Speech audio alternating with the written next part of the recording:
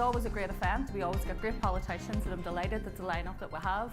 We have also, as you can see this year, we have Sally, our signer, who is going to sign. She is going to take a break, so if anyone does need an interpreter, just raise your hand and she'll, if you want to ask a question, and she'll make sure she's available. So what we're going to do to start off is, rather than me introduce our lovely politicians, they're going to come up here, introduce themselves, give you a brief couple of minutes just about where they are, where their party is on LGBTQ rights, maybe a wee bit of personal stuff about themselves, and then we'll get started with some really good questions, and hopefully this will be a good night. As you can see, once again, despite being invited, we have no DUP. They were asked, and I think that they only came back this morning to say they had no one available. So me being me, thought I would do a bit of outreach, and so I rang Jim Wells, because we know he's on a solo run. This is a true story, you need to bear with me. So we know that he's broke the Nolan embargo, and he keeps doing that, and I thought, well, if you go on Nolan, like, he'll come on this, won't he? We can ask him. So after he finished laughing for 5 minutes, he said he would rather walk down the Falls Road in a Rangers shirt than show up. I says I would walk down the Falls Road in a Rangers shirt with him if he did show up, and he said there's more chance of Elvis riding into this event on the back of the Loch Ness Monster. So I put him down as a maybe, so he might show up. I don't know. He could just be running late, but at the meantime, we don't have anyone. We're going to start from the far end, and we have Marilyn McDonald from Sinn Féin, and she's going to be the first to come up and speak.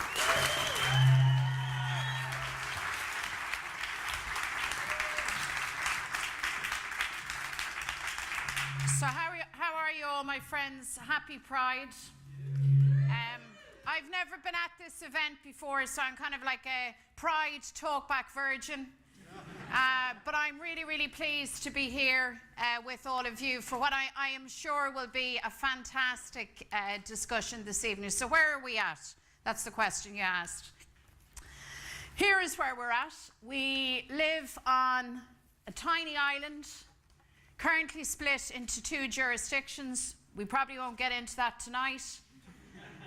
The story, it's like a tale of 2 cities. Let's just call it, for our purposes, a tale of 2 islands, or a tale of 2 Irelands. In the southern jurisdiction, although it didn't come easily, we have at least a recognition of marriage equality. We wear as a badge of honour the fact that that came about because of a popular vote. So it wasn't simply that it was sanctioned at Parliament or imposed upon us by an international human rights agency or standards. People in towns and villages, in rural Ireland, in urban Ireland, men and women of all generations came out and said yes to love. Said yes to the simple proposition that a human person freely chooses their partner for life, freely chooses their marriage partner if they wish to marry at all. We've made some very significant progress in terms of gender recognition. I'm very pleased to say that in the South we have a self-declaratory system for people over the age of 18. We have a lot of work to do for minors still. But I know, again, in the North this is a very fraught issue, and it's an issue that we need to make progress on. It shouldn't be a medical model. This has to be about choice, it has to be about consent, and it has to be recognising people as adult persons. I believe right across the island we still have an issue in terms of hate crime and hate speech. I believe right across the island we still have issues in terms of real inclusion. And not just acceptance or tolerance, but something much more than that, real inclusion, valuing ourselves and valuing each other. But above all, I know this, that Pride is an international movement, an international sentiment, an international moment where our LGBTQI plus citizens stand for it and say, we are here, this is us, we are proud, and we aren't going away, you know. And I am very, very happy that you haven't gone away. I want to commend campaigners right across the North for the stand that you have taken. I really wish Jim Wells was here. And I don't care if he comes dressed as Elvis and riding the Loch Ness Monster. That's a matter for himself. But you see, all of us early or late, no matter our view on the constitutional issue or our view left to right even on economic issues. The reality is that human rights are universal.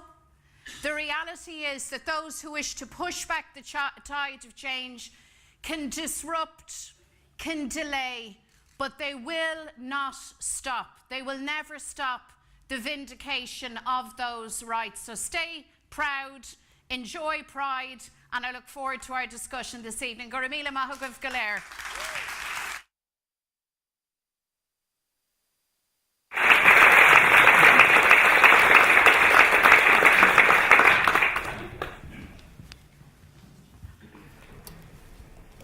Okay, my name is Billy Hutchison. I'm the leader of the Progressive Unionist Party and Belfast City Councillor.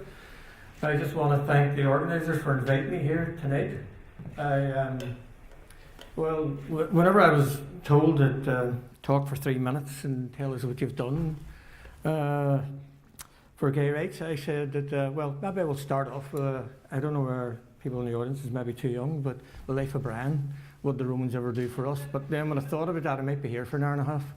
But anyway, I think from our point of view, as a unionist party, we're totally behind all of these arguments. We would argue that, if you live in the UK, you should have the same rights as everybody else. Unfortunately, this part of the UK seems to get some of those rights kept from us. It wasn't that long ago, whenever your own community was being criminalised by others, and some of those people, maybe not those people, but some of maybe their relatives or whatever, seemed to be in power in the Assembly. So it's about time we actually stopped that. It was stopped. In fact, the person is on City Council with me, he's an Ulster Unionist, and he was the one who put his head above the parapet to actually make sure that his community wasn't being criminalised. So from that point of view, he's now an Ulster Unionist. He wasn't then, obviously, but he was a young man and actually had to defend that to stop being criminalised. It's a shocking thing to actually think about it, that it was only in 1982 whenever that happened. But we're always behind the rest of the UK. In terms of the UK, it was described by people that it was the best place. If you were gay, it was the best place to live in the UK. I think they forgot about Northern Ireland. I'm sure, talking to you tonight, you would say certainly it isn't. You haven't benefited from it, and I would agree with you. So in terms of equal marriage, we support that. We passed it at our party council in 2013, and one of my party colleagues is here tonight, and he reminded me that we doubled our vote and doubled our seats after we actually passed that as our party policy. So it shows that unionism doesn't turn up its nose at it or isn't frightened of it. I think the politicians are way behind the community. We also know that the survey that was carried out in Northern Ireland, I think it was 70% of people said they would support gay marriage.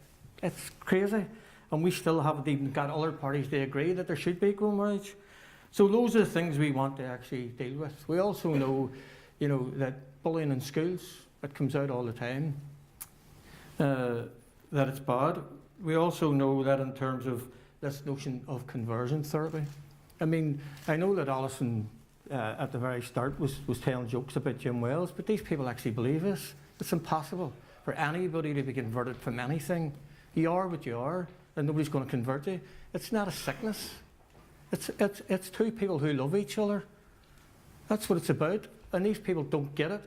And they tend to use religious beliefs for that whole thing. This is not about religious beliefs. This is about people's equality. And, we are all human beings in this room. Nobody treats us any different, or we shouldn't be treated any different. And I was talking to Maria at the start, and I was saying to her, those of us who have suffered from discrimination should recognise the discrimination that you go through, and we shouldn't allow discrimination against anybody. So that's what our party stands for. We've actually been talking about equality without labels. But tonight, whenever I'm here and I see the amount of people here, and we're in this Pride Week and everybody's going to enjoy themselves, the difficulty is that there are people who feel low because of how people judge them. And we also know that suicides are committed whenever you make people low and you take away their self-esteem. That's not on. In this society, in 2018, we need to make sure that there's equality everywhere and that everybody has that equality, irrespective of your sexual orientation or your political views or anything else. Just before I finish, from my point of view, I have to say to you, that I can't actually find the word, but I'll probably use the word ashamed, if that's the right word in the English language to use. I feel ashamed that others, can't even see that we need to be supporting people around this whole issue. This is not something that's alien. People want to make it alien, but it's not. It's not alien. As I said to you before, it's about people who are in love, and so what? What's it got to do with other people? I think that this is your rights, and we will support your rights as far as we can as a political party. And what I'm saying tonight is that I hope this week goes well, and I hope that others waken up before it's too late and actually support people to have the same rights as other British citizens. And, from my point of view, I'm a unionist, but I'm here tonight to speak about your rights. But my view is, it's British rights for British citizens. Thank you very much.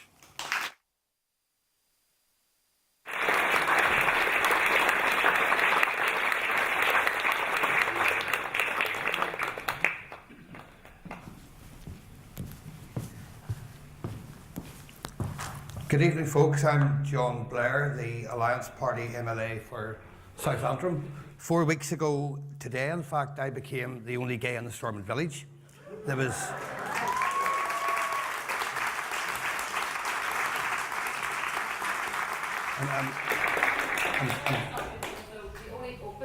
I was about to do that. That very correction, and some years before that, I was the only openly gay in the big council village out there as well.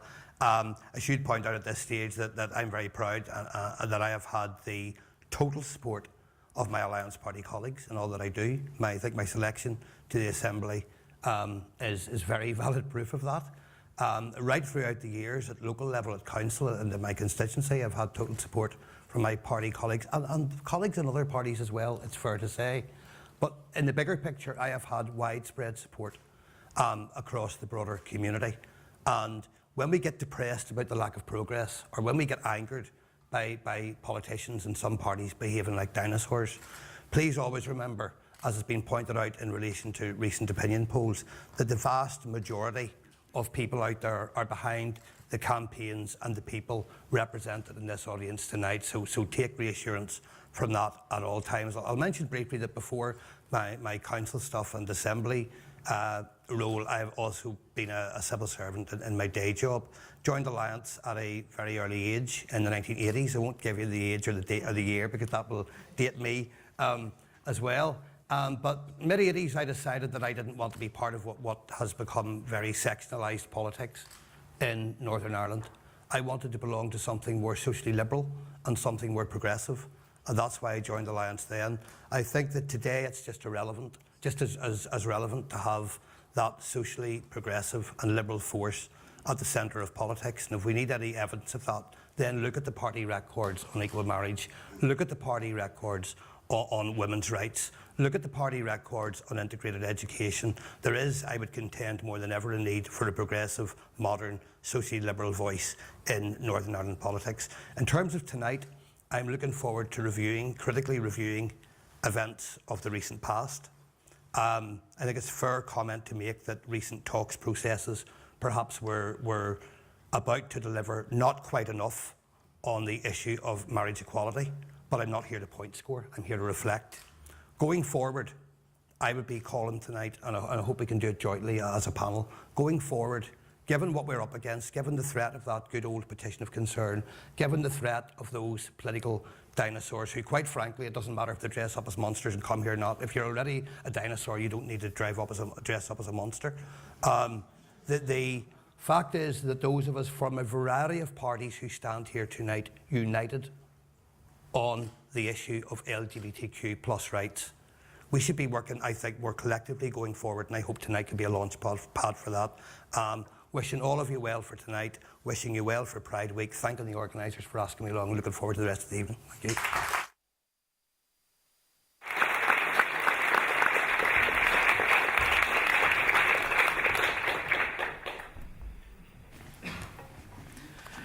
Hi, so I'm Stephen Agnew, still leader of the Green Party in Northern Ireland, but not for too much longer, as you may have heard today. But delighted to be back at Pride Talks back. And I suppose I want to start off, before I go into what the Green Party has done, I want to talk about what the Green Party is, who we are. And the Green Party is proud, through and through. And what I mean by that, it's not just about the policies in our manifesto, but it's how we are, the culture of our party, being an inclusive, welcoming party, being a safe space and being a proud space for the queer Greens and throughout our membership. And I mean, that's probably where I should start, because there's nothing more that a leader likes to hear. I knew the first LGBTQ meeting was taking place, and I didn't know if it was going to be LGBTQ, LGBTQIX+, and what the name was going to be. And said, Stephen, we're calling ourselves as Queer Greens. And I thought, brilliant. That's going to be the first one I'm going to have to explain in the media. Straight man talking about queers, that it's not an insult, that it's a word we have to take back and take ownership of. But I was proud of our group. I was proud of that decision. And I'm proud to have led this party for so long, on a record of being inclusive and of championing LGBTQ rights. And how has that culture come about? Well, as I say, it was that beginning point. It is listening to our membership. There is a time to lead and a time to listen. And it was interesting listening to Mal O'Hara on today with Jim Wells. And Jim Wells was too busy speaking. He forgot to listen.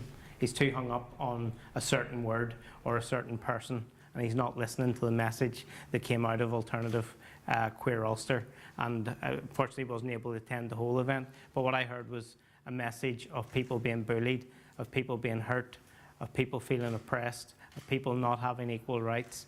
But I also heard a message of pride, of celebration, of joy, of a wonderful, inclusive, empowered community. None of that was mentioned certainly mentioned by Jim Wells today on Nolan or in any of the media coverage that's been put out. But that's what Alternative Queer Ulster was about. And for me, again, that's about what the Green Party's about. That's what we've done.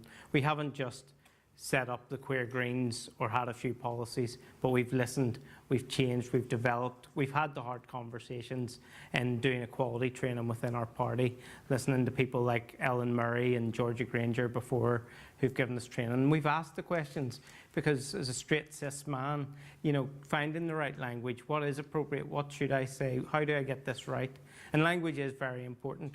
The one thing I would say is never turn away an advocate because they get the language wrong, but educate the people. And that's what we as a party have done. We've educated ourselves, and we're continually running those training events so that we do understand, so we are getting the language right.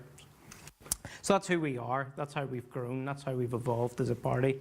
What we've done, well, the journey for me started in Pride Talks back 2012, and on that evening, I challenged Sinn Féin. I had a motion on the table in the Assembly. I couldn't bring it forward as a sole MLA, and I said, well, Sinn Féin, if you're so in favour of equality, will you back my motion? To be fair, Martina Anderson was in the party, on the panel. She said, I'll go back to my party, we will back your motion. And that happened, and it kick-started the debate in the Assembly, the first ever marriage equality motion, the first ever LGBTQ rights motion.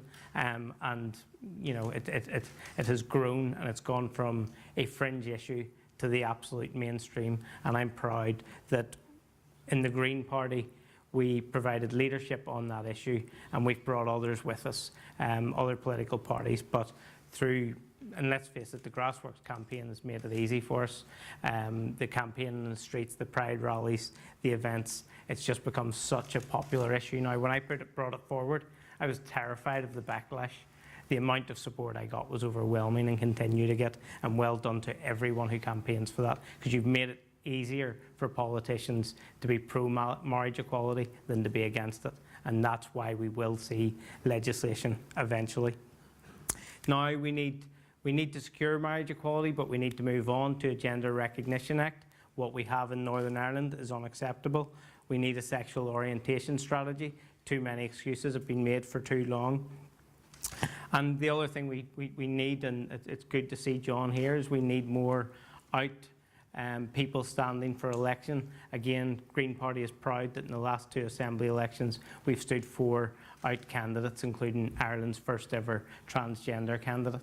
So I'm proud of our record, I'm proud of what we've done, but more importantly, I'm proud of what the Green Party is. It's an inclusive space for our queer members, and it's positive, it's supportive, and we profile our queer members. We give them every opportunity to step forward and represent their community, because I had to do it for a long time on abortion rights. When I was the sole Green MLA, I had to, as a man, stand up for women's rights. I have to stand as a straight man for gay rights, but increasingly we're profiling our LGBTQ members, and they're standing and taking that fight forward because they can do it much better than I can. Thank you.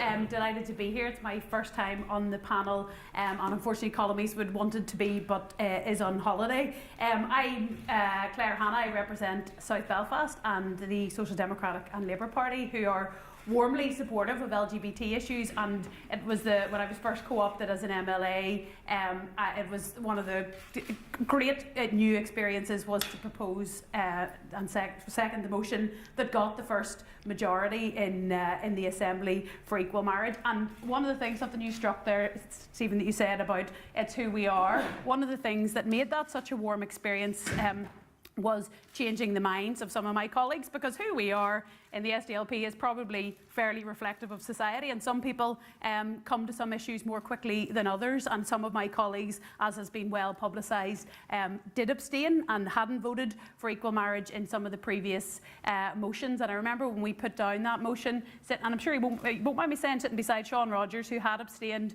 before, who was very emotional after having voted yes for equal marriage, who said he just hadn't engaged with the issue before. He didn't realise how much it meant to people, and he found it a very positive experience. And I suppose it has been those colleagues who did take longer to come to that place are very often the example used. But I was looking in 2004, which is a political lifetime away. You know, if people here remember what this place was like in 2004 when the Civil Partnerships Bill was in Westminster. And I think a lot of people expected that the SDLP wouldn't support that. And I was actually talking to a colleague who said that they were trying to brief the SDLP MPs to look, would you just not say anything about it? And Seamus Mallon and John Hume voted for it, and I'm proud that they did that. And I read, and again, if you think back, those of us who were around in 2004, and Seamus Mallon, speaking on that bill, said, if we're ever to reach a settlement in Northern Ireland, it'll be based on full equality and full justice. How can my political beliefs, which may change, or those of the honourable gentleman,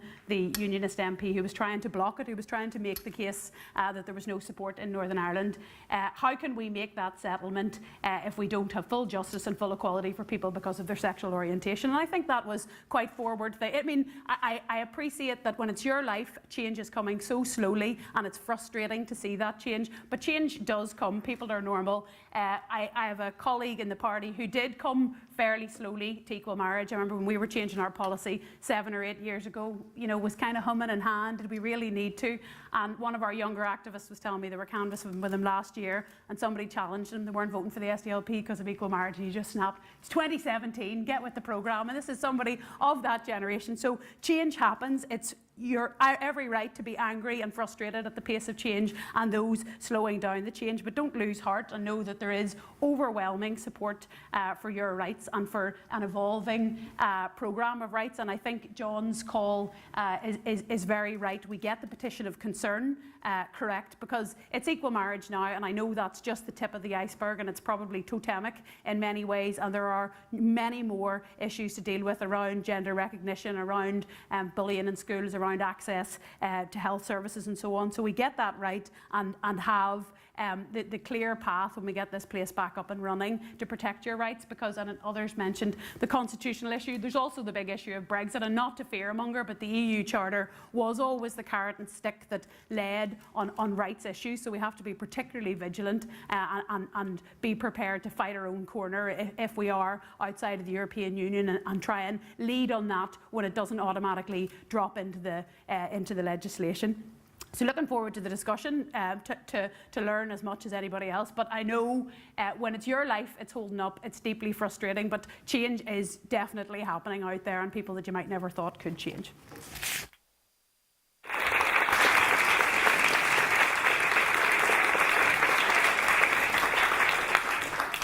And the last one. My name's Doug Beattie. I'm the Ulster Unionist Party Justice spokesperson.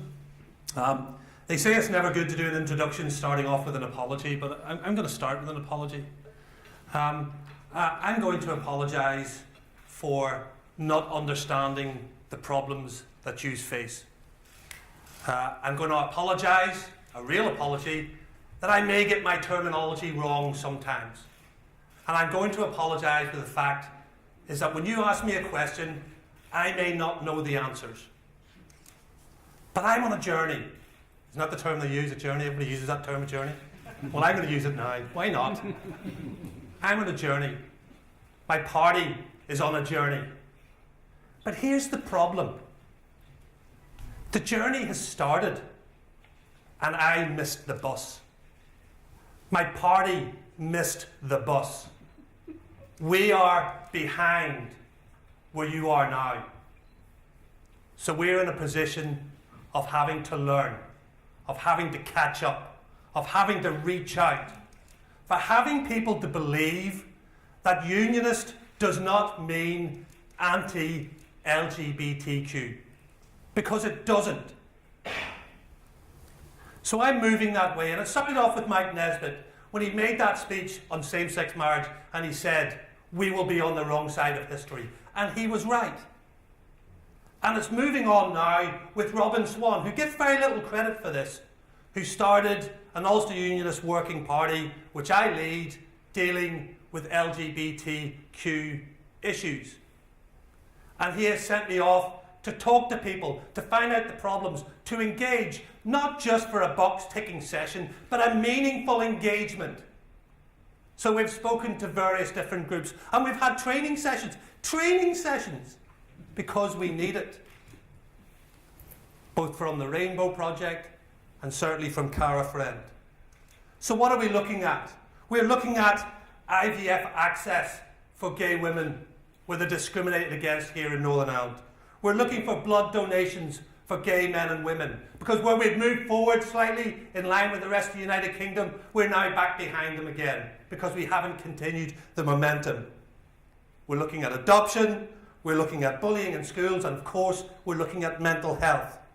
We're looking at gender recognition for our trans community, and we're looking at an orientation, a sexual orientation strategy for our LGBT community.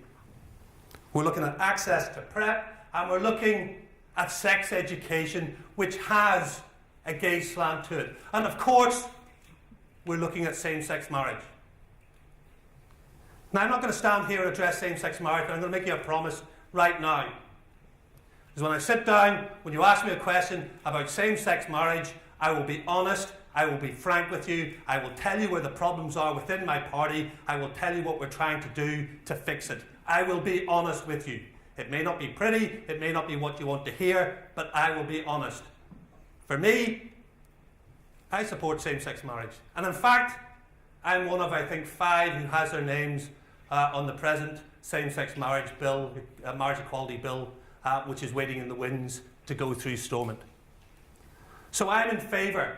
And we're moving in the right direction, but like that super tanker in the ocean, our turning circle is very, very large, and we are moving very, very slowly. But we will get there. Because we are changing. Because society is changing. And if we don't keep up with society, they will leave us behind. Go into a unionist community and you will see something very different from what is portrayed in the media. In the community I come from, in Upper Bann, in Portadown, in Banbridge, in Craigavon, there is an acceptance, more than acceptance. There is a willingness to reach and be part of that very community that we are talking about here today. But we're not visible enough. And that's a challenge for us, but we will get there. Thank you.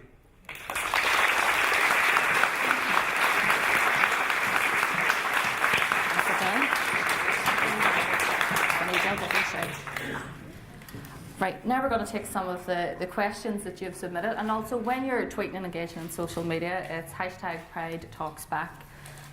So make sure you are engaging, because this room is packed and there's a lot of people who couldn't make it. I'm going to run a few of these questions in together because they're quite similar and the theme's quite similar. Simon Webber, who I think is here, had asked, what are the fundamental reasons why same-sex marriage has not been introduced in Northern Ireland? I can answer that in 3 letters.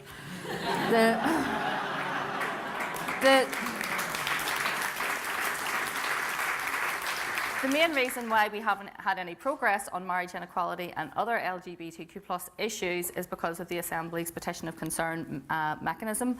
What is your party's view on the petition of concern, and what would you like to see it reformed before the Assembly's up and running? That's if it is ever up and running again. And that is from Jack Armstrong, who I think is here as well.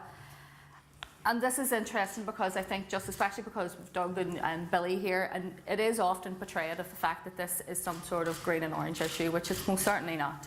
And I refuse to believe that all those people who voted for the DUP were voting because they were against same-sex marriage. I think there's all sorts of other fundamental reasons in this very divided place we live in for that.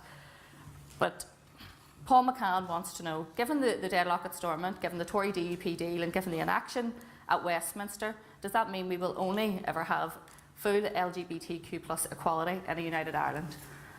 What I think is probably here, and I'll start with you, Doug. As you said, your party is on a journey. Your party leader has said before, and hinted before, and I've been in rooms with him before, where he would use the petition of concern if it came to block marriage equality, that he was against it. I know that you're saying that that's maybe moved and you're moving away from that. Do you think that this has in some way been portrayed as a unionist and a green issue, and do you think as a unionist that there's more of a body of work to be done to convince not your electorate, because I don't think that's the problem, members of your party, that this is the direction they should be going in? Do you think that members of your party would sign a petition of concern to block marriage equality? I think it's very direct, and I did say I'd be very direct. And I need to paint a quick picture for you, because maybe some of you don't fully understand where we move with this. But recently we had a training session, a 2-hour training session by Cara Friend. And every MLA, apart from I think one who was away on holiday, attended that with their staff. So the person, and I know everybody's thinking it, but to see us having that training session, and Roy Begg's in there, fully engaged, and he was fully engaged with what was going on. He was asking questions, he was learning. And he wants to move this forward, LGBT rights, the same as everybody else. But let's bring it straight back to same-sex marriage. And it is a conscience issue here for the Ulster Unionist Party, but that's not good enough. For me to say to you it's just a conscience issue is not good enough, because the reality is I have one vote, and that one vote counts. Roy Beggs has one vote, and that vote counts. And the other 8 MLAs from the Ulster Unionist Party have one vote, and that vote counts. Anybody who signs a petition of concern negates my vote. It takes my vote away. Now, Roy is a really decent man. He is a Democrat. I've had long conversations with him. Do I think he will sign a petition of concern? Do I? No, I do not. That's not to say he won't, but I'm saying here the person that I know, the Democrat, the decent man, will not sign a petition of concern. And neither would anybody else of the MLAs in the Ulster Unionist Party. But we will vote as per our conscience. And here's the important thing, and here's what we don't do within the Ulster Unionist Party. We do not denigrate people because of their views. Because we're all brought up in a certain way. We all have the DNA of our parents and our parentage and that lineage. And some people are very religious and they've got very conservative issues, and they hold marriage very dear to them in a very traditional way. And I don't try and denigrate them for that. What I do is try and persuade them to move as I am moving, as Mike Nesbitt is moving, as others are moving. The petition of concern is the key to everything. Absolutely everything. If you can amend the petition of concern, which is undemocratic, then you can get Stormont up and running and we can fix all of the problems. They won't go away at the click of our fingers, but they will start to go away, because democracy will lead it, and democracy will give us marriage equality. Billy, it's interesting what you had said, obviously, about your party, but do you think what you say is we should have the same rights as everybody else in the rest of Britain? But what we are hearing more and more, and Peter Robinson mentioned this week, is talk of a border poll, or should unionists prepare for a border poll? Do you think that young unionists and loyalists would be more likely to be swayed towards a United Ireland because of the lack of change and the lack of social change and the fact that there hasn't been any movement on those issues? Or do you think that their sort of identity would override any of that? Well, I mean, you know, people have their own opinions. I mean, my personal view is that whether there's a border poll or not, it'll not change. Things won't change. I think that's been proven time and time again in terms of exactly what I talked about earlier. Whenever people go out and they do these sort of polls to find out what's going on, I think it's just, if we take the national question first, we believe that everybody that's born a Catholic wants the United Ireland, or everybody who's born a Protestant wants to. That's not true. Well, I suppose that's the point. If you're born a but the point I'm making is that, you know, the younger generation, and I think it'll take a while to come through, but younger generations don't have the views. When I was 17 or 18, have totally different views than what I had. So let's move, and it will continue to move. But I do think that no matter what happens, I think it Doug's right. I think it, you know, in terms of the Ulster Unionists, and Doug's been very honest about this, is trying to catch up with everybody else. The unionist community are well ahead of the politicians. That's the problem. I mean, you know, I know when I went to the doors for elections, nobody was jumping up and down about, you know, equal marriage or whatever. They were supportive of it, but they weren't complaining about it. And then the point that I made was that coming up here, my colleague pointed out to me that whenever we did it, and we did it in Lurgan at our party conference, whenever we supported equal marriage, our vote doubled, and so did our seats. So from that point of view, you know, there's this, I just think, and I'm not blaming the media in this, but some of the stuff that the DUP and others do, the media give it too much preference for me. There needs to be a, you know, we need to have a proper analysis of where people are at. And for me, the community are saying that everybody should have equal rights. We're talking about, Doug was talking about taking people on a journey. Was it difficult to get those older loyalist people who probably did have very set views to come along to that way of thinking and vote in favour of them? Well, I think the problem with that is, yes, it did take a while. But the other thing is, you know, that, you know, for me, the thing is that whenever it becomes real for you in terms of your family, when your daughter or your son comes in and tells you that you have a different view or a different sexual orientation, people then start to see that. The number of loyalists I talked to had said about members of their family were now gay, and particularly that's what swayed older people, because they could see the discrimination that they were going through, they could see the heartache that they were going through, and they wanted to support that. So you know, I think that when we talk about sort of unionism or nationalism, and I think maybe it was John said earlier on, you know, there's no boundary for your sexual orientation. You don't stop if you're a unionist, or you don't do it because you're a nationalist. It doesn't matter what you are. Your sexual orientation is your sexual orientation. That's how you feel. That's part of your identity. So I do think, you know, that the younger generation will change now. And saying that, 20 years ago when we signed the Good Friday Agreement, I didn't think we'd be sitting here today talking about this or anything else, because I thought that we had this solved, that we were a modern society, we'd move forward. And, you know, the point about it is that unions will talk about their Britishness and everything else, but they will not recognise those British rights that exist in the rest of the UK. You know, we need to catch up. And, you know, I believe that the unions community is ready to catch up, and I believe that all of the issues we've talked about, you know, is the issues we need to deal with. Because this isn't just about, you know, equal marriage. It's about all of the things that's been mentioned here tonight, and we need to change that. John, do you think that this is something that, because we have no Stormont, is a time just to give up on that and maybe move this battle to Westminster and have the legislation passed there, or if you still hope that this could be passed through with local consent? Before I answer that directly, I was thinking to say, first of all, I think Billy alluded to it there. First of all, no one in this room actually believes that people vote for the DUP to prevent equal marriage. Arlene Foster knows that as well. Yeah. People vote for the unionist parties because of the nature of their material that they distribute at election time, and the fact there's normally a flag stuck on the corner of the leaflet. And it all relates to, as does most election issues in Northern Ireland, to constitutional issues. I want to address the issue of the journey. I feel almost insulted that we're still having the same conversation. many years after we started about equal marriage, other equality issues. And I don't want to say we shouldn't have that conversation, because that would be to insult the people sitting in this room, and some of those as well on the platform have done it for years, but especially the people in the room who have petitioned, who have taken to the streets, who have written the placards, who have lobbied politicians, who have lobbied at local level, who have been active for as long as they could possibly be, as actively as they could possibly be, whilst also feeling they were getting nowhere. So I'm not going to be negative about their efforts, in which they've been most professional and patient.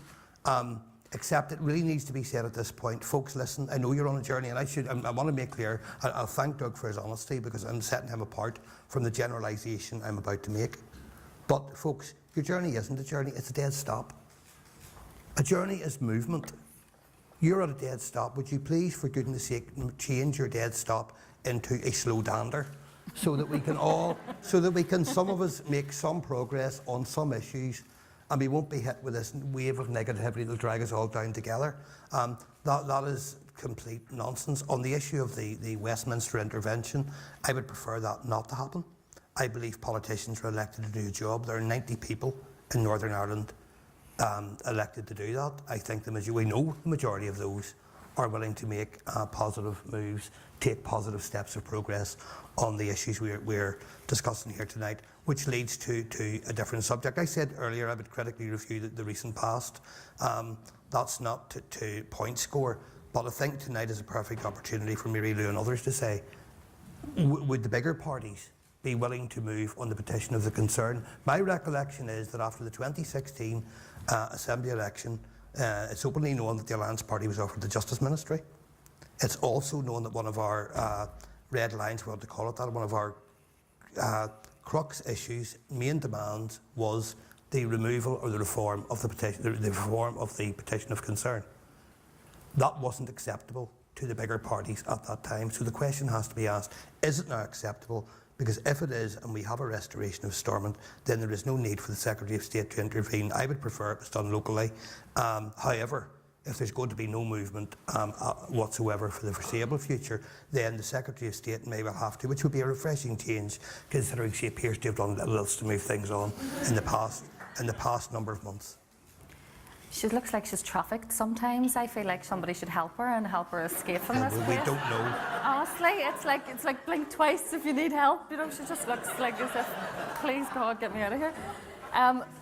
Mary, it's an interesting point. So this is the choices we basically have at this point then. Do we go back into the Assembly without a deal or an arrangement on same-sex marriage, which in the February deal looked like what Sinn Féin were ready to do, but with the hope that either an agreement that either DUP won't use the petition of concern, or the reforming of the petition of concern completely, because we know that it was just constantly abused during those 10 years of devolution? Or do we leave this to Westminster and let it go through as a private member's bill there? Okay, thank you for asking me all the easy questions, That Alison. seems to be the two choices that we're left Right, with. can I just very briefly say, I think for us to understand why we are still at this crack 20 years on from Good Friday, we actually need to back up a little bit. We need to go, as far as I'm concerned, back to the 1920s when the island was partitioned. This isn't to give anyone a history lesson or to look misty-eyed backwards, but just we need to actually register what happened then, because what happened was two ultra-reactionary states were created. One up here, which was orange in nature and culture and that's been said a lot. But south of the border, the fact is that home rule was Rome rule. You were right. Unionism, you were right. Home rule was Rome rule. And what you had was a whole social and political system that was about control, that was about repression, and that was intertwined with religious doctrine. So you say, Alison, I know why we haven't had progress here. I can name it in 3 letters, DUP. Well, that's true, but the roots of that have to be understood, that it was a misappropriation of political power. It was a misunderstanding. So on the issue of conscience, and where I differ with Doug, let me out myself. I am a straight, married Roman Catholic. Hey, that's me.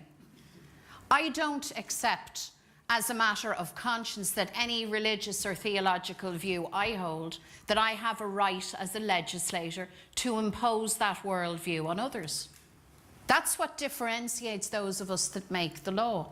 By all means, I will defend to any lengths people who are Catholic, Protestant, Buddhist, Muslim, dissenter, none of the above, agnostic, atheist, humanist, to profess that view, to live that view fully and openly and publicly. But I will not accept that any of those views codify our law.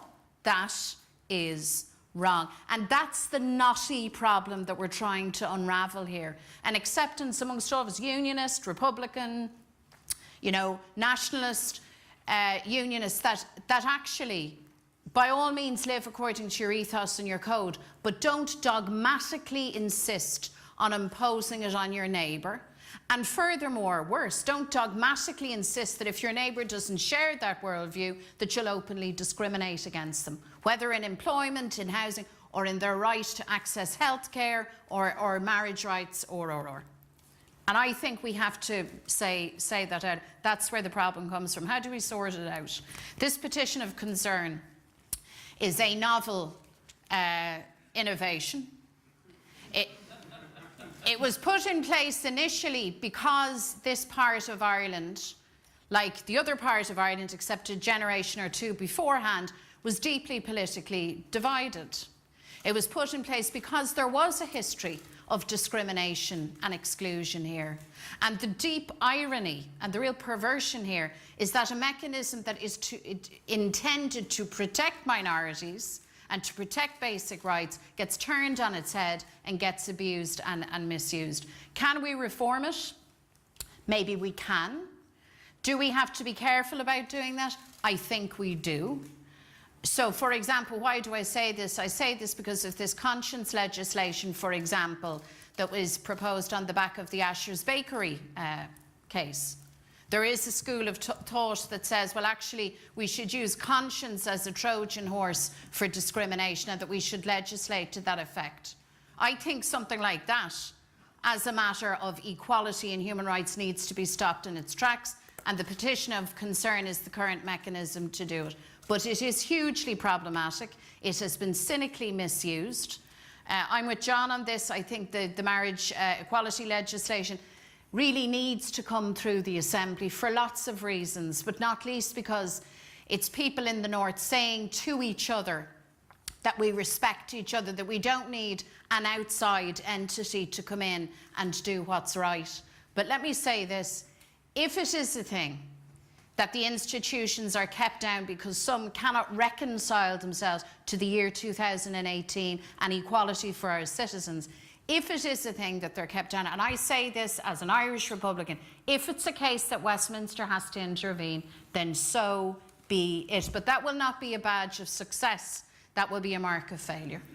Claire, what do you think? The petition of concern, or do we just leave it to Westminster? No, I think petition of concern because, like I say, the problem on the table or the issue to be solved at the moment is marriage equality, but others will come. Yeah. If we let mummy and daddy sort it out, then we will, face other challenges. And I think when the Good Friday Agreement was being written, I think those who negotiated in their wildest nightmares could probably not have envisaged the stormont we've had in recent years. And the intention of the petition is quite clear to see. That it was used, as Mary Lou said, to protect but not to thwart human rights, and there are ways that you can amend that. I don't think anybody is saying that we're ready for straight up majority rule here, so there are ways that you can manage that. Councils have brought in this call-in mechanism where basically it's assessed by certain criteria, so it's not just slapped down for whatever you're having yourself, but it's I think it's important as far as possible it comes from people, and I think that's part of the reason why the marriage equality referendum was so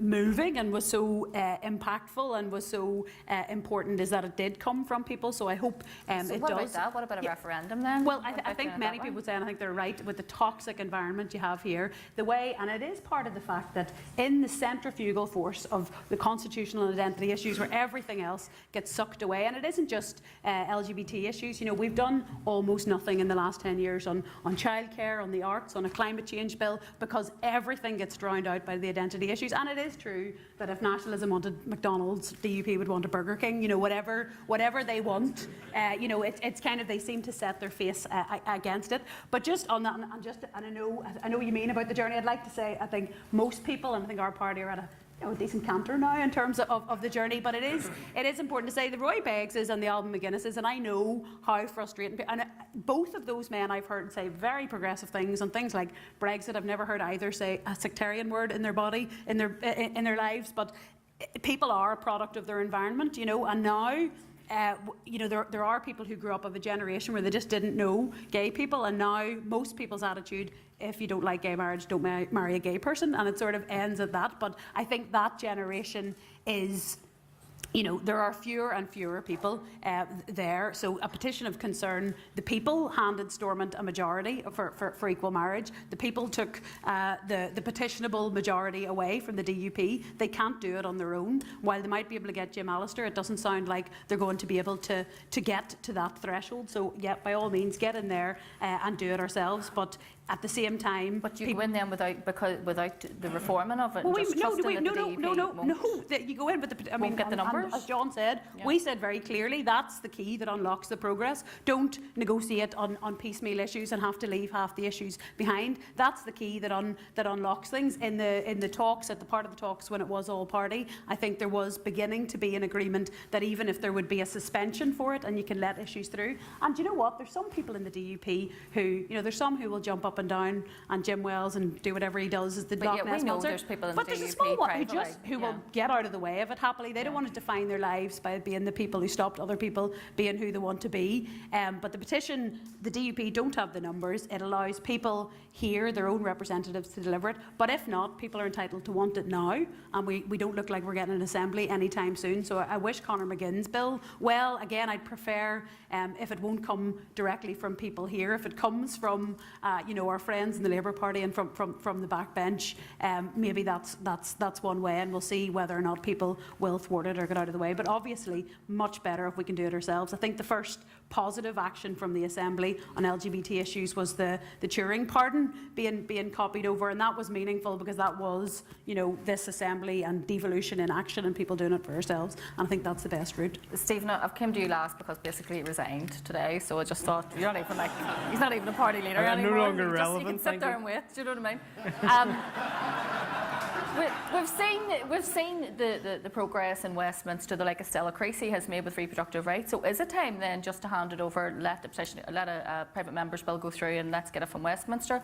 Or are the Green Party in favour of holding off and waiting it out? No, not in favour of holding it off. It would be a preference, but I've said however it comes, whether it's through the courts, through Westminster, through the Assembly, we need marriage equality now. People have waited long enough, and let's face it, the excuses are no longer tenable. But I do agree with the point that is being made about petition of concern, because when Sinn Féin pulled down the Assembly, they said no return to the status quo. But to me, what seems to be their ultimate campaign is the status quo plus an Irish Language Act.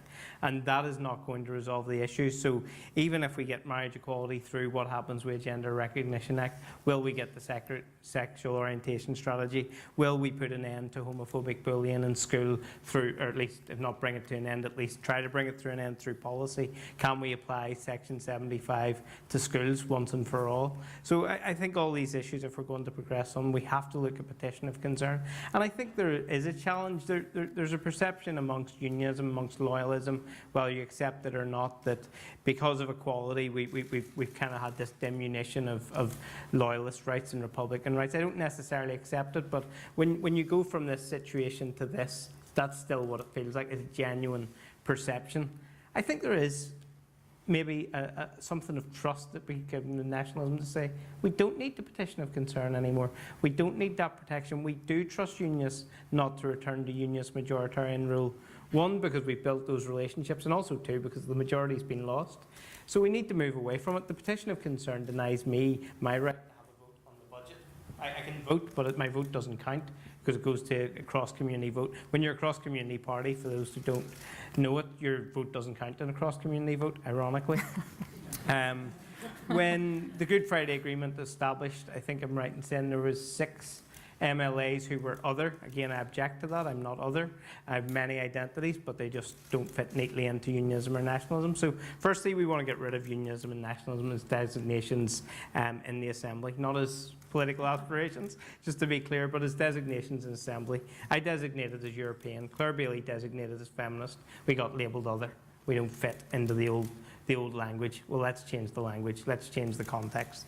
And then, you know, if it is a step change, okay, let's reform it so that we look at weighted majority as opposed to down the traditional lines of the two communities. Northern Ireland, as we know here tonight, is full of many diverse communities. For as long as we define ourselves as two communities, we'll see ourselves as two communities, and we'll only fight for the rights of two communities, and we have to move beyond that. So if there's to be no return to the status quo, let's reform petition of concern significantly with the ultimate goal of getting rid of it altogether. Yeah, and for unionism, as we said at the start of this, I do not believe, you know, the people who vote for the DUP. In fact, if any of you have watched Stacey Dooley, he does like cheery little BBC Three sort of documentaries for children, was at a bonfire in East Belfast a couple of years ago, and she said to the woman, who are you going to vote for? Who was at the bonfire, and she said, I vote for the DUP. And she went, are you against gay marriage? She went, no, my daughter's gay. I don't vote for them, Martin McGuinness to be First Minister. And that was basically, I thought that just summed this place up very. I know that the unionists, you say media blacken all unionists if they're against, and we know that's not the case. We know it's an identity issue. Doug, you have something to add to this? I just want to say, just so people understand where we've got to, I was part of the talks team last year, and when we were in all-round table talks, every one of the 5 major parties said they wanted to reform the petition of concern. All 5. Yet in June last year, it suddenly turned into 2-party talks, not 5-party talks. And we suddenly realised that in January, February time, the LGBT community were marched to the top of the hill on same-sex marriage rights and thrown off the top because they weren't in it. That's because it went to 2-party talks. If it stays at 5-party talks, we have an input. And if we can change the petition of concern, and I don't think we should get rid of it, I agree with Mary Lou in some of this. You know, we need to keep it. But we can amend it so it can't be abused. And that is the problem. It's being abused. Democracy is being overridden by a petition of concern. And that's what we need to deal with. Petition of concern is key. So let's throw it out to you all. I feel like you should have like paddles, you know, like red and green, but we don't. You just can't stick your hands up. Who thinks the answer is the reform of the petition of concern? Hands up. And who thinks just give up on the Assembly, let's go to Westminster and get legislation there? There's not too many of you, I have to say. We're going to move on from same-sex marriage. The Gender Recognition Act, which I know is a big thing for so many people and people in this room. I was looking today, and the Gender Recognition Act that allowed self-declaration was passed in Argentina in 2012. They have the same self-identification in the South, so I'm going to go to Mary Lou first. We don't have any sort of issue here with it. With the Assembly down, there's going to be no movement, I don't think, on that issue either for a while. So do the panel think, first of all, Mary, I'm going to ask you, because there's been some concerns of late, and I know that there was issues around, especially around London Pride, where we have people who are radical feminists who are saying self-identification can be misused by predatory males to get into women's spaces and get into female spaces. It is law in the South. Have you seen any evidence of that being the case at all? Well, no, and I mean, if you're going to make an assumption of bad will or predatory behaviour, you know, on human persons generally, you could get concerned about just about anything. I mean, there needs to be a level of, first of all, respect and an awful lot of cop-on applied to these things, and people shouldn't be necessarily digging themselves into doctrinaire, immovable positions. The whole beauty of Pride, and why Pride does the service not just to the LGBTQ plus community but to humanity as a whole, is that it's a manifestation of diversity. And yeah, it's about marriage, but it's not just about marriage. And clearly marriage equality is a huge issue. It's about being fully human, and it's about accepting human beings in our full humanity. That's a great thing for all of society. Trans Pride was in Dublin at the weekend, and even with marriage equality having been achieved and self-declaration, declaratory formats for over 18s. There's still an awful lot of work to be done in terms of accessing healthcare and so on. I'm making that point because, Alison, this is truly a journey, and it's not just those who are trying to catch up with marriage equality. The journey is much longer than that. So anybody who imagines that you simply secure marriage rights and Sinn Féin is not dealing with the totality of the issues. I want to say this also. I don't want anyone in this room to be under any impression that rights are being denied to your community on the say-so or with the acquiescence of the consent of Sinn Féin. That's not true. Can I also say this to our unionist friends or anybody who might designate themselves as union or who perhaps votes for the DUP? I think they need to be challenged. Now, I mean, I'm saying that as an Irish Republican. I think the important people are the unionists in the space. That woman at the bonfire should be challenging her DUP elected person to say, what in the name of Christ do you think you're at? What's this all about? Who asked you? I'm not looking to marry you. And they need to be challenged. I can assure you, sometimes, and I say to colleagues over here, sometimes I'm struck by northern politics can be very trenchant, but it can also be very mute on issues that I can assure you 100 miles down the road, they're not one bit mute about. They absolutely lift the roof over it. So there needs to be a challenge put in there. The whole medical model in terms of gender identification and the really arduous psychological assessments that people are put through is not only wrong, it has been proven to be counterproductive and dangerous. And for me, this comes down to issues, a fundamental issue of consent. And we need to figure out the legislation's being reviewed in the South also. So there's the symmetry on all of these issues. And if we act, and if our politics is based on respect, then we have a chance of getting right. The system here, by the way, as we all know, isn't simply a devolved system. It's a power sharing arrangement, and it's a power sharing arrangement for a very good reason. And can I say, I just wouldn't be so sure if unionism, a la the three letters that you enunciated earlier, got the upper hand, that they wouldn't be quite happy to have a very aggressive majority rule situation. I don't take comfort in that. I think that is a very dangerous thing to assume, because let's face it, even in a power sharing landscape, we find ourselves stuck here in this rut. And it's the same rut that would be on, for instance, on women's reproductive rights. But to bring down the watchtowers, unionism had to trust the IRA to not Absolutely. come back, to take the soldiers off the street. Yeah. There has to be trust. Oh, of course. And if we work without trust, we will keep coming back to dead. And I couldn't agree with you more. And the trust had to be reciprocated, or else there would never have been an agreement. And it's a great achievement so that was. Trust gone? But trust will take you so far, Stephen, and then you have to have systems and processes of good government that protect people's rights. And that brings us into the conundrum.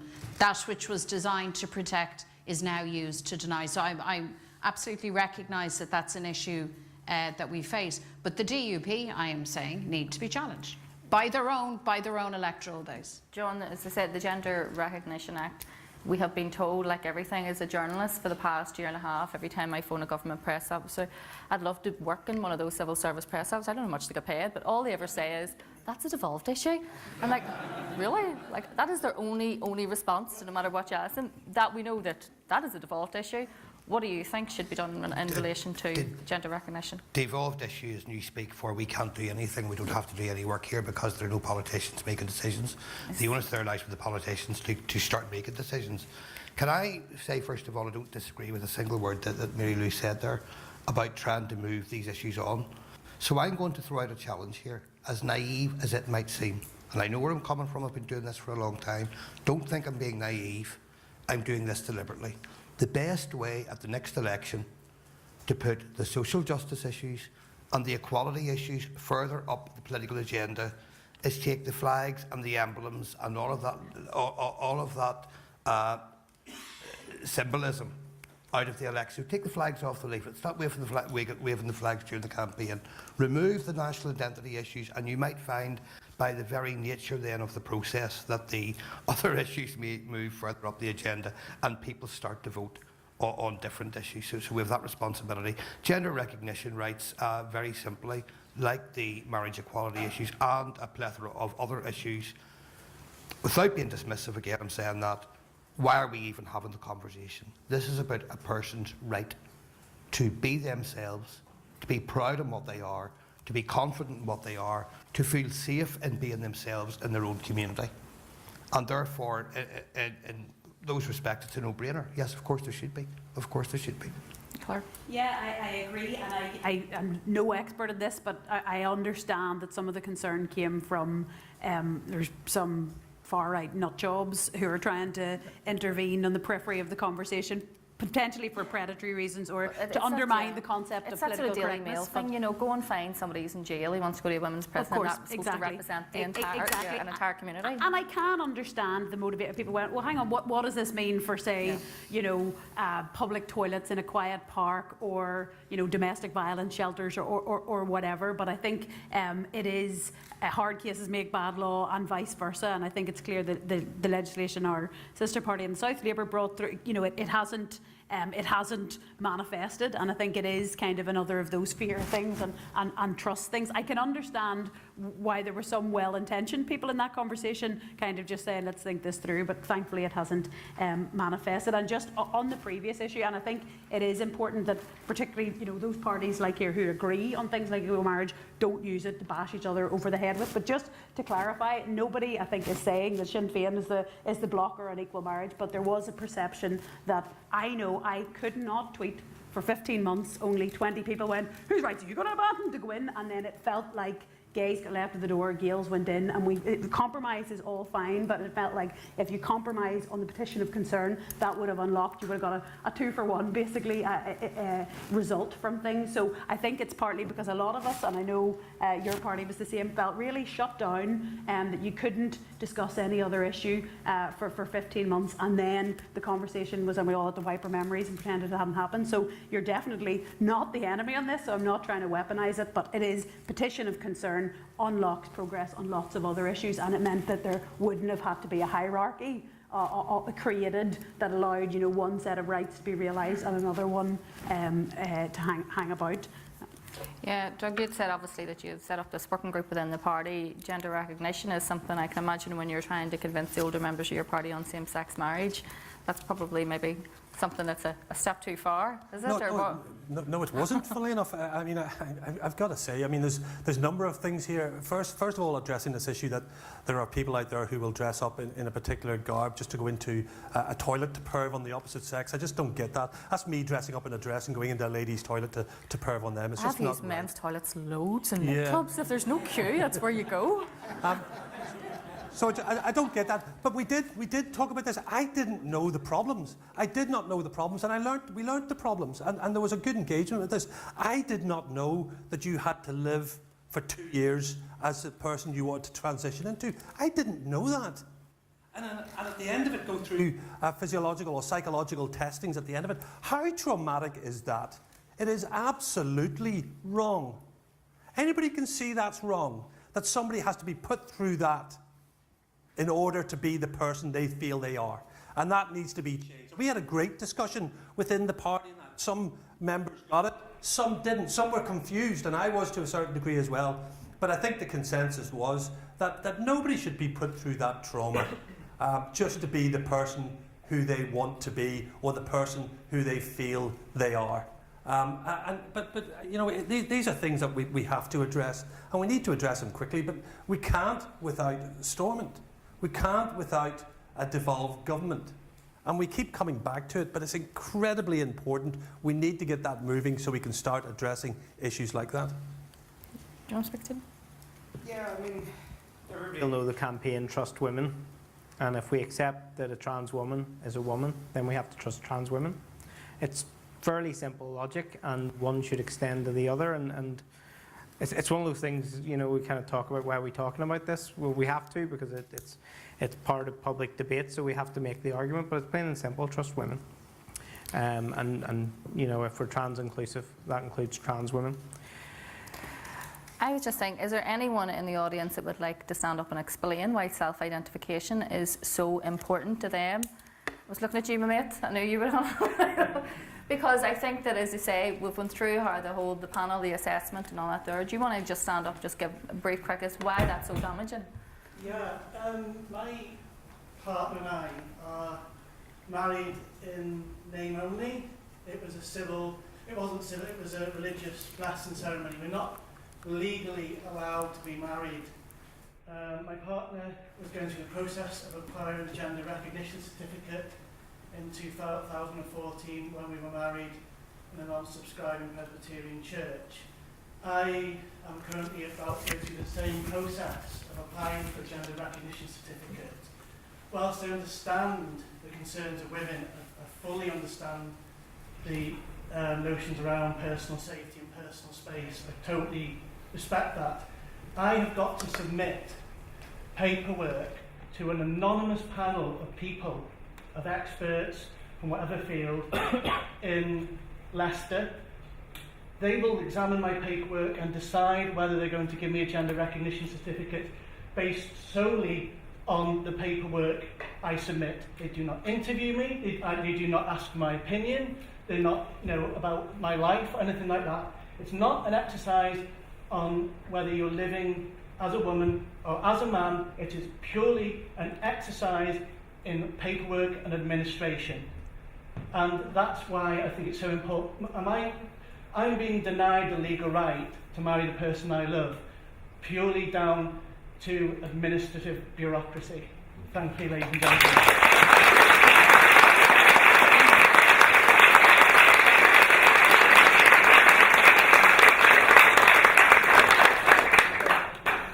Go back to the Peter Robinson and the border poll and unionists preparing for it, and we'll just go quickly through the panel. Do we think that the deadlock, do we think that the Tory DUP deal, do we think that all these blocks to any kind of social change and progression, do you, Doug, think that this is going to hasten or decrease? Do you think that unionists are firing a ball into their own goal by not allowing these things to change? Will this, in your opinion, hasten the chances of there being a border poll, or more to the point, hasten the chances of there being a successful border poll? I think unionists are starting to catch on, and I've said I've been slow and we have been slow, but we are starting to catch on because there's more to this than meets the eye.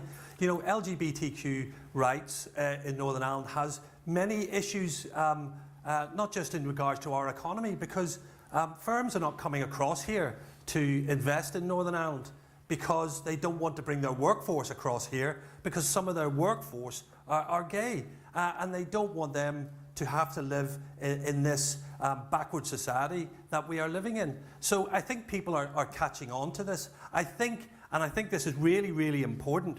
I think the voices, your voices, the voices of the Rainbow Project and the various other LGBTQ groups are actually now reaching various different corners of the UK society. And I think there's a momentum, an unmovable, unstoppable momentum for change on social issues. I genuinely believe that we will have same-sex marriage far sooner than many people think. I think we will have abortion reform, hopefully, before many, many people think. And that will make Northern Ireland far more attractive. And it will start to drag people away from this issue in regards to a border poll. So this is something we have to do. And I think Billy was right, and I've said this as well. Politicians are slow at this, but unionist populists are not slow at this. They know exactly what we need to do, and what we need to do now is moving. So I think there will be change. I think change on social issues is coming sooner than we think. It may well emanate from Westminster, because I don't think we will have a Stormont government till well after Brexit. So I think it's going to come from the Westminster government, and that will strengthen our position within the union, I think.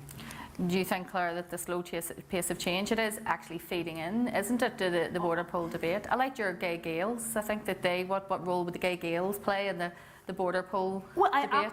absolutely, and I think that's the value of civic nationalism rather than identity-based nationalism, and undoubtedly the openness and the progressive society in the South and the open economy and just it being a modern state is a big driver, as was Brexit, which is there were a lot of, myself included, who were like, right, you can prioritise the economy and reconciliation, but Brexit and the shenanigans since have ripped that away. But it is very important that we don't say to people just the constitutional change is the answer to all our problems, because these things come quite slowly as well. Greenland, to leave the EU, has 50,000 people and its only commodity is fish, and it still took it like 5 years to leave the EU. So, you know, constitutional change isn't happening tomorrow, and we can't make the mistake that the Brexiters did. Whatever if you don't like smoking ban, vote for Brexit. If you don't like feminists, vote for Brexit. You know, we can't just say, you know, immediately the answer to all of these issues is the border poll. We have to change some of them, because one way or the other, we're all still the people who live here and have to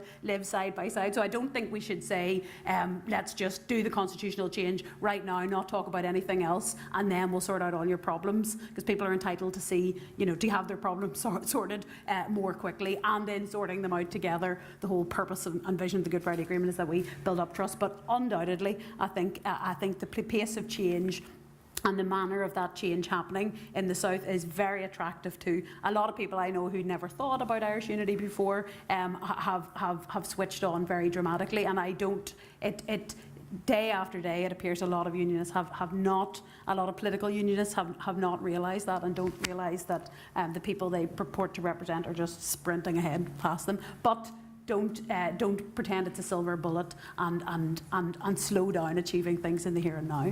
Stephen, as you as the others or the middle ground or whatever it is you like to we're going to describe. Yes, do you think that section we've been Radical, told that there's a section of society who will European.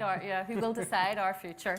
It'll not be, you know, people from either, it'll be that sort of middle ground will decide it. Do you think that they're influenced by the lack of social change? I think the big mistake we risk, and we have been making in Northern Ireland, is the same mistake the UK made in terms of its position in Europe. It said you got to vote in 1975, now live with it and live with everything, whether you like it or not. In 1998, we had the People's Agreement. It was the first time my family had ever really discussed politics. I don't come from a political family, but I voted yes, obviously, and so did my dad, but my mum voted no, and that was really interesting to have that type of political discussion in our family. And then what happened was politicians took power and guarded it jealously and said you can't have it back. Petition of concern, have you had your say beyond these types of events? Voluntary coalition, have you had your say? In fact, Hillsborough Agreement, St Andrews Agreement, Stormont House Agreement, our agreement was changed and we were never asked our consent.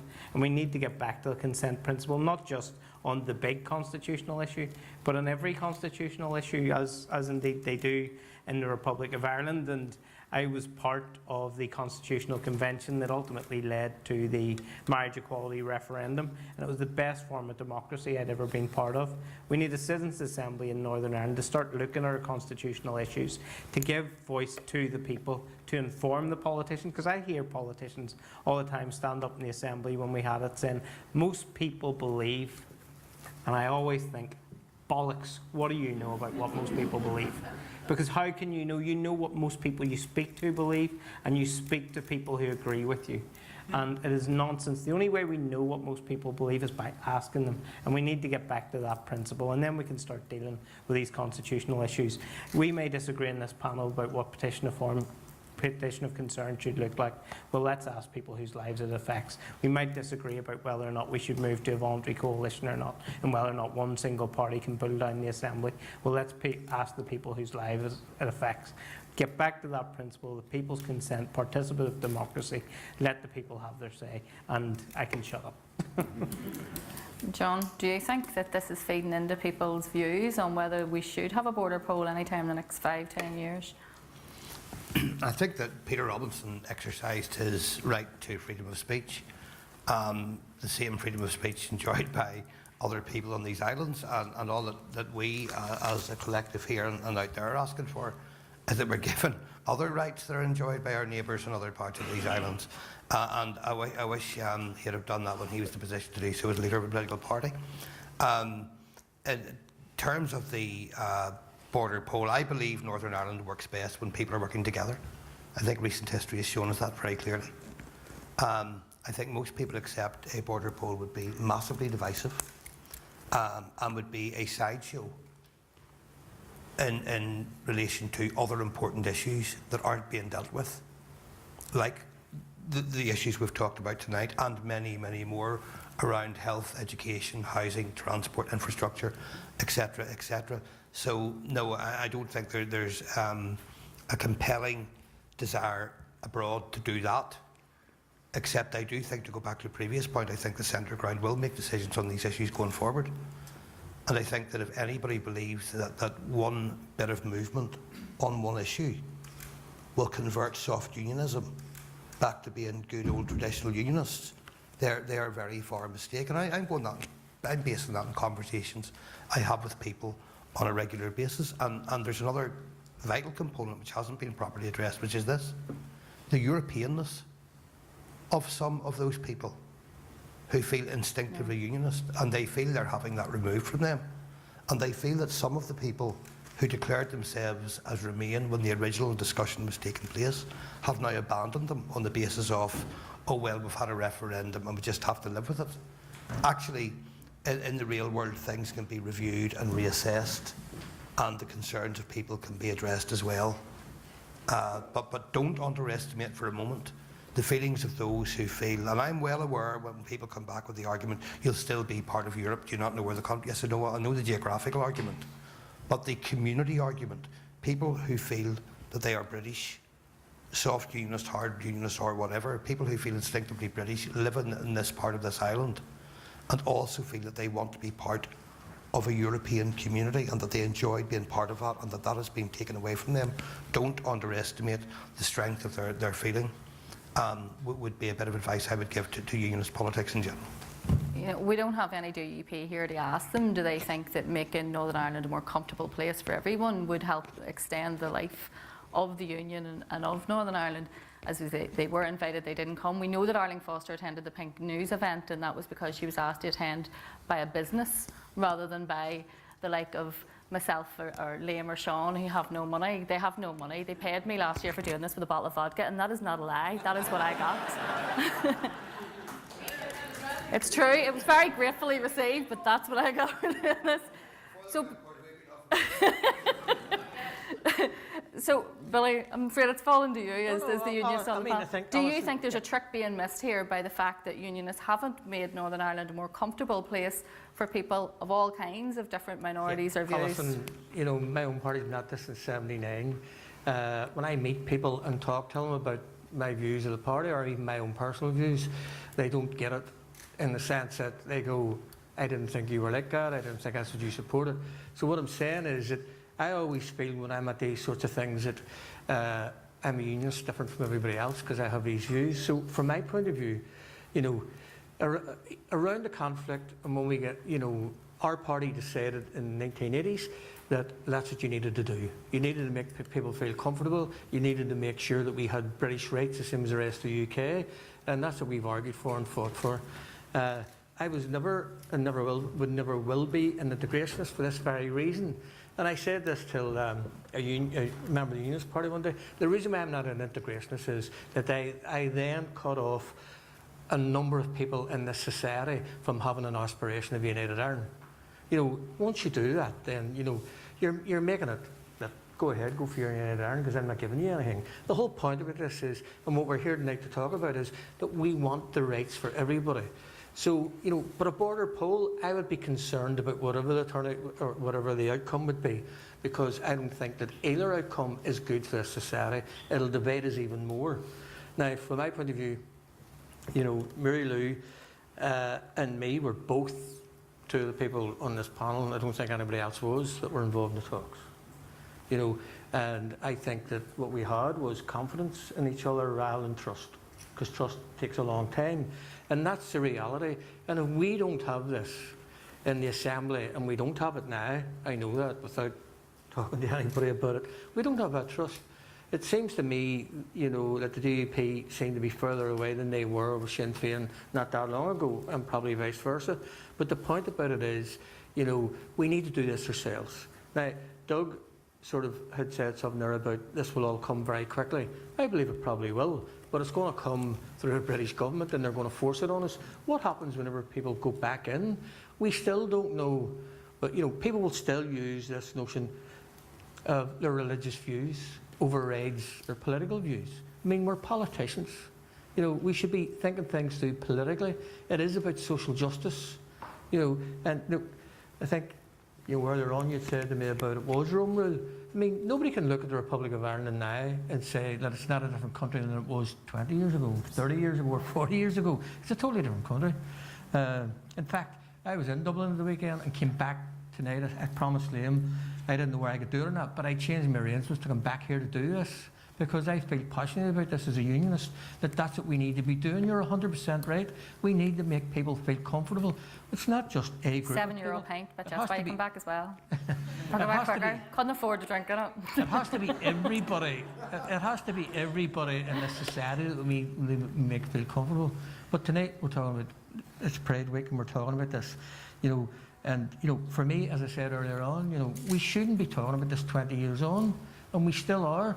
But the point is, going back to an assembly, I agree with Stephen. Everything he said there, I would agree with you 100%. The difficulty is, and you had mentioned, this is about power sharing. We never wanted power sharing as a Progressive Unionist Party. We wanted sharing responsibility. That's what we wanted, which is a totally different concept, and it means that everybody's bought in and everybody's trapped in it. So, Steve, I was there in the first assembly, and you're stuck up there, and as you say, you don't have an identity, and you can't really make much difference because you're not on a thing. We always believed that it should be run by committee, and that the chairs should be the people who are the ministers responsible to that committee. That's what you call sharing responsibility. Power sharing actually ends up that there is a spread out of what you want. I don't want things, a bit for you and a bit for them. It's a bit for everybody. It has to be about equality and the social justice issues. So from my point of view, I'd be concerned about, no matter what the outcome was, that it would make us more divisive. I think that what we need to get on with is to get on with the politics. I would hope, that Sinn Féin and the DUP would get back in there and do what's right.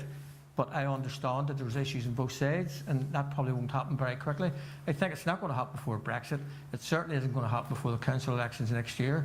And I think at RHI is still a problem in terms of when will we really know what's going to happen. And I would doubt that anything's going to happen. I think it'll be a fudge. But the point about it is, we need to move on. And if the British government do this, then they do it. But I just think that it's a shame to let others off who have the responsibility. That's why we elected people to the Assembly to make decisions, and they should have made these decisions ages ago. Going back to this, 20 years ago, we talked about this. We thought that things would change in 2 or 3 elections. We also, at the time, as a unionist party, argued, and in fairness, the Australians agreed with us at the time, that we needed to make nationalists feel comfortable in a storm out because of what happened before, and they did, and I think it's now time for change. Yeah. We don't need to be holding everybody's hand now. Everybody knows it's not going back to where it was. Mary Lou, I'm just going to slightly flip that on his head. If we do have a projected period where we don't have any devolution, we don't have any storming, and Westminster does start passing legislation, things like gender recognition on same-sex marriage, do you think then that would make people more comfortable here and then decrease the chances of there being a border pull, which is obviously something that your party are campaigning for? No, I don't. And just, we have to have the first premise right. And I think this is a shared premise, and that is that people have the opportunity and the freedom to live free and fulfilled lives.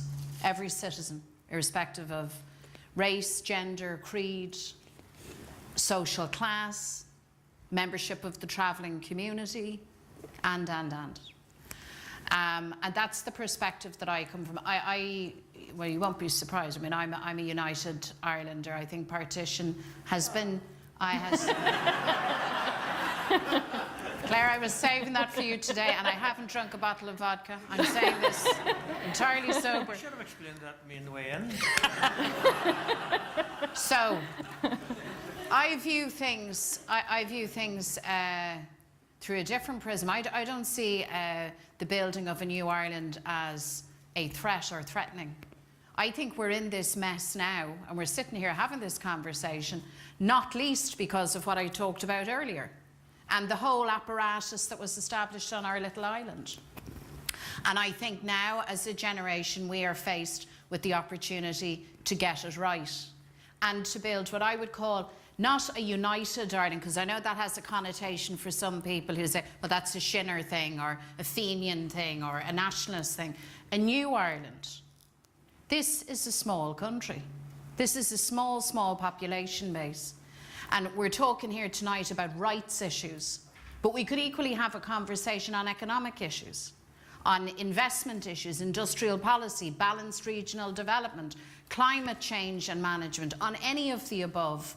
And the right way to go, the only logical way to go, is on an all-Ireland basis. And I think increasingly with the Brexit dilemma, because we are Europeans, Ireland is an ancient European land.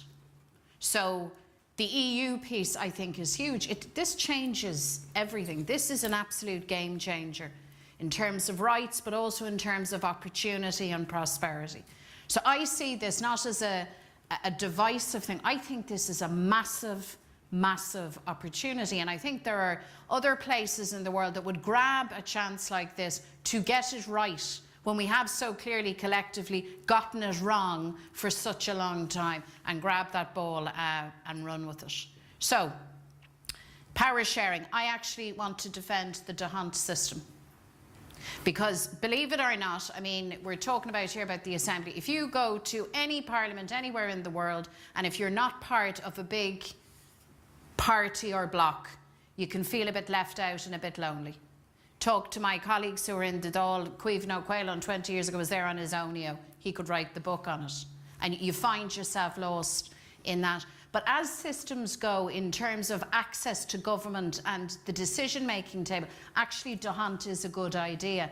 And it should be, of course, about sharing responsibility and not just some kind of craven notion of power. So I actually think that's a good way. We think it's so good that, in fact, in Dublin City Council, where Sinn Féin is the largest party, we introduce this idea of allocating committee chairs, not on the basis of we're the biggest party, but on the basis of D'Hunt. And I think it gives everybody a fair shake. But nobody should be afraid of this border poll. And in any event, folks, that's the direction of traffic. It's happening, it's coming. I hope you were all paying attention. So now I'm going to ask you, if social change is continued to be restricted, if there was no chance of Gender Recognition Act of same-sex marriage, would that influence how you voted in a border poll? Hands up, please. You see, when we say, and people say that it doesn't affect it, if you look at the people in this room, it clearly is affecting how people think. We don't have long left. I am going to let you ask questions, but I'm going to tell you one thing. See if any of you stand up to ask a question and start when you were 2 and then move chronologically through your lives until now. Because I've done these things before and someone stood up and went, when I was in primary school, and then they start and it goes on and on. It's not even a question. So you can ask a question if anyone wants to ask any of the panellists anything. Could you please raise your hands? Has anyone got a question? If you stand up and shout, then I'll say it again so that they can hear it in the Facebook Live. It's a question for John as the first Ireland MLA. Do you think that with the Stormington case that you would have been electable rather than selected by your party? Do you think if you stood for election when Stormont was running rather than moving into the fourth slot, that you would have been electable as a gay man? So I'm just going to repeat this because the Facebook Live is not here. So what he was asking was, as John has been co-opted onto that seat as an openly gay man, if that was put to the electorate and you were to be chosen as a candidate and put forward, do you think you would still be elected? Yeah, the short answer is yes, absolutely. And obviously I had to make a judgment on giving up another role and job to go and do what I'm doing. So I hope it does work, and otherwise I've taken the wrong decision. But let me tell you this first of all, that do I believe I'd be electable? Well, I obviously do the next time out when we go to the polls, or I wouldn't have taken that risk and made that decision. Yes, I do, and I'll tell you why, and I think it's been referred to tonight already, and I hope it's the experience of everyone in this room. The vast majority of people out there couldn't care less about my sexual orientation. The people of South Antrim, whether they live close to the Tomb Bridge or the Bellevue Bridge, want to know what I'm going to do for them as an elected representative, how I'm going to represent their interests, how I'm going to fight their corner, take issues forward, and improve the place as a place to live and work and invest or visit. I believe there are a small number of people out there for whom my sexual orientation might be an issue. I concluded a long time ago that they are the type of person who probably wouldn't vote for me or my party anyway. So in that regard, they can jog on. I'm glad I've had the support of the party.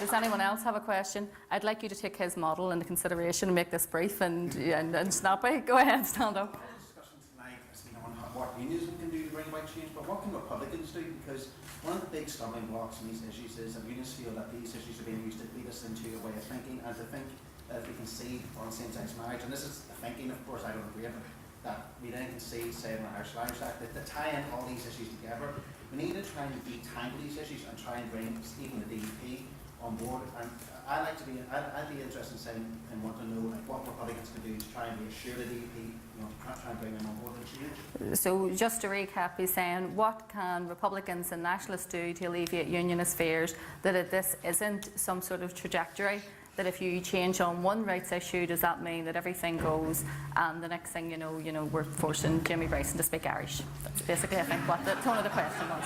So when I was listening to a lot of the commentary, particularly on the Nolan show, I assume, dear Facebookers, I'm allowed to mention him, about Acta na Gaeilge, I mean, I was horrified. I said, this is crazy stuff. As though the entire population would be mass hypnotised and forced to speak Gaeilge, play the tin whistle and wear a Bonnine sweater. I mean, it was astonishing. And yet I thought, when I reflected on it, if I was a kid on the Shankill or someone in Bangor, I'd hear that and that would say to me, hang on a second. So I hear this. Let me just be absolutely crystal clear. The recognition and the granting, not the granting, the recognition, because they're not, your rights are not ours to withhold, is an end in and of itself. It is not green. It is not orange. This is a people issue. This is a civil rights issue. This is good for unionism. This is good for people. And likewise, dare I say it, with Acta na Gaeilge and language rights. And I will argue passionately for what I believe is the best way forward for all of us. So I would argue Irish rights for Ireland. Billy and Doug and others will say, well, British rights for listen, that's okay. And let me say this to people who are British. You're British, you were British yesterday, you're British today, you'll be British tomorrow, you're British in a partitioned Ireland, you will be British in a united Ireland. And what we need to figure out is what does that mean and how does that work for you? And I will keep saying it is not orange, it is not green. And I would hope that our unionist colleagues and progressives and Greens and Alliance people and feminists and people who love people will say that as well. And maybe we need to keep saying that. It's not orange, it's not, these aren't Fenian issues, these are people issues. And Claire? I think there's a lot in that. I think history shows us here that if you put an identity issue in the middle of the table, the people who share it will run in one way and everybody else will run in the other way. And we also know about red lines because all of us are thran, and you spoke about decommissioning and people are telling us we're to decommission, we're not going to decommission. And I think there was a little bit of that with the issues that went down, people who mightn't have died in a ditch about the red lines because they were red lines, and you could write the script for that. So I think in a lot of respect, it is to try and use the normal tools. And I agree with you. I believe the Hunt is a good system. And again, Billy and I were on Belfast City Council, which uses the Hunt, but has a far more sort of collegiate system where you have to build a coalition. Nobody has the big blocks, and things get done a lot more, and things are done by consensus. But I think the thing that republicanism and nationalism can do is to use that coalition for change, because we had it actually not just in the election just passed that has never been given effect because we've never been in the Assembly.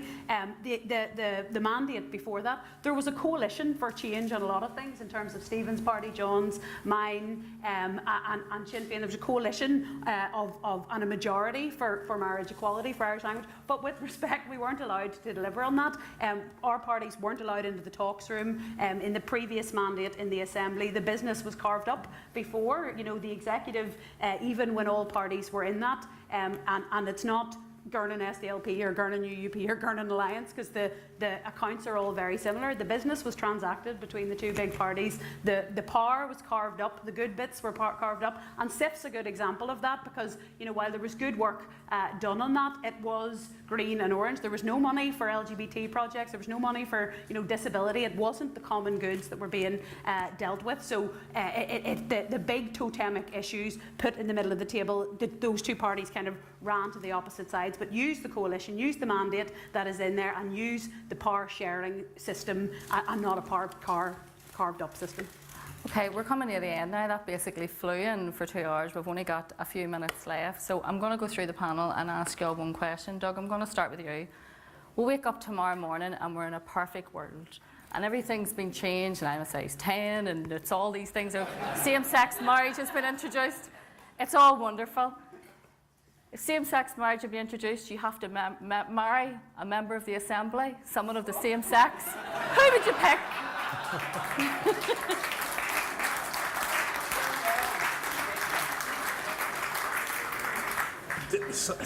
Yeah, the same sex. Same sex, yep. Which one? You get to walk up. Okay, we'll extend it out to Westminster just to give you a bigger choice. Yeah. Well, funnily enough, I always like it when I'm taller than my partner, as it would be in this case here. So I think Robin Swan would be the ideal person. It would be lovely. Looks like I can guarantee I'm taller than him, even if he's in high heels. Claire, yeah, that's a great question, and of course it's don't know if it's harder or easier because the lack of women MLAs. That's smaller. See, this is true. I'm trying to. I'll let you go to Westminster as well and widen the pool for you. I'm trying to be adventurous in the wider sense, but it's hard to look past Dolores Kelly, who's just the best crack, and I just know would be good fun to live with. So sorry, I'm trying. That would be one of my party bodies. Serious couple, like I would like to Yeah. Start with our dinner parties. Be good fun. Firstly, I'm going to say that to oppress the straight community in the way that we've oppressed the gay community would be wrong. But I will take the question as it comes. I'm, as Claire knows, I'm good friends with Colm Eastwood. So whilst I'm not attracted to him, at least I know I can enjoy a pint with him. So I'll go there. Right, John, we're in a bit of a quandary here when we get to you because it doesn't really work for you. So we're going to have to split this. You're going to have to pick a woman. Oh, I have to reverse the thing. You do. We're going to have to. I can't think of any other way of doing it. And yeah. Does that not predict my equality? It does. It's predicting all kinds of equality rights. But for the purposes of this experiment, I don't want to leave you out. I was going to say that I would particularly compromise because I might meet some of these people in the corridors tomorrow, and also that, as we referred to earlier, whilst I was the first openly gay, there may be others. I'm pretty sure. And that I might actually name someone who quite liked the suggestion. And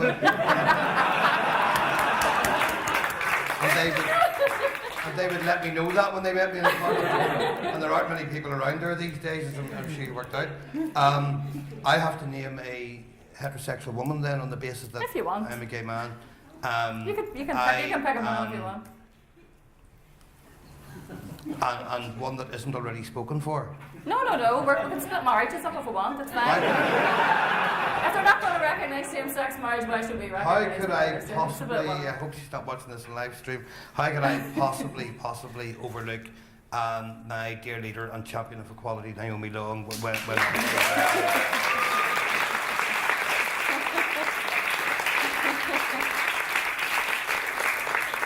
Billy, come on, you must have your answer. Well, I suppose. Well, I was going to say that no. You got to be with Jerry Kelly. Well. You can have so many conversations about the good old days. I was actually going to say that I need a hand with this because I want whoever one has got the most money. And I don't know who that is. But I suppose, leaving that aside, what I'll do is I'll go for my friend here, Stephen. Really, you have a bigger pool here because you have the Dáil as well to choose from, which gives you a larger selection of politicians to go for. So, who are you going to pick? Mum, who are you walking up the aisle with? So it has to be a woman. It doesn't have to be from your own party. You can extend it out if you want. Although there is some. You see, I have to say that I am in fact already spoken for because I'm already married to Michelle O'Neill. So we're something of the kind of the power couple of Sinn Féin, leading from the front. Do you think she'd be raging if you said anybody else? She'd absolutely go berserk. So Michelle, if you're watching, I've professed my undying love for you. We will be married. We will make this happen.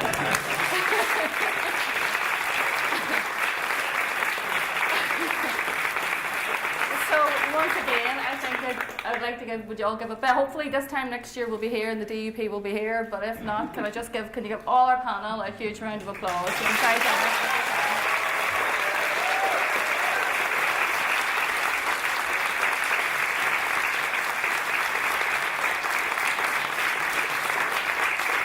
Okay, thanks very much. You can all get out of this heat now.